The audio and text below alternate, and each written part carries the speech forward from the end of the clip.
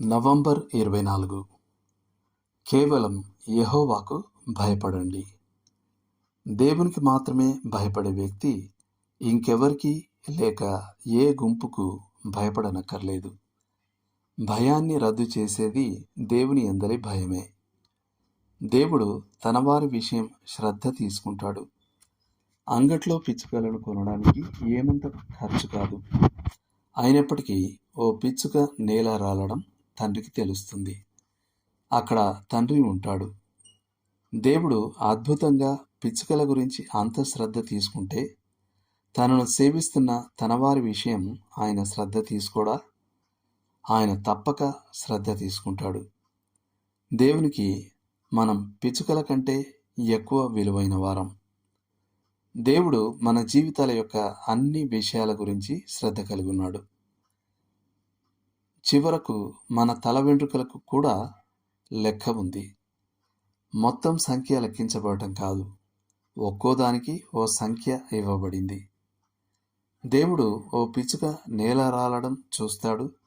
అలాగే దేవుడు తన పిల్లల తల నుండి ఓ వెంట్రుక రాలడం కూడా చూస్తాడు.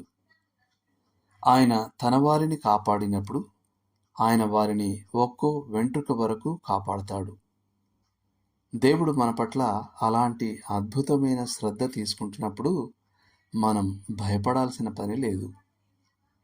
బైబిల్ ఇలా చెబుతుంది, ఆయన మీ కొరకు ఎన్ని గొప్ప కార్యములను చేసెనో అది మీరు తలంచుకొని మీరు యెహోవా యందు భయభక్తులు కలిగి నిష్కపటులై పూర్ణ హృదయంతో ఆయనను సేవించుట ఆవశ్యకము.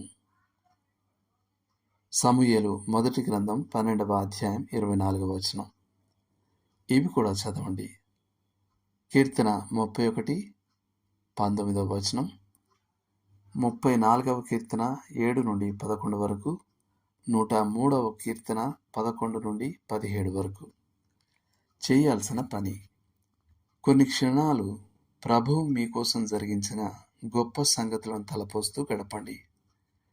దేవుడు మనం భయపడడానికి యోగ్యుడనడానికి గల ఈ నిదర్శనాలను బట్టి దేవునికి కృతజ్ఞతలు చెల్లించండి.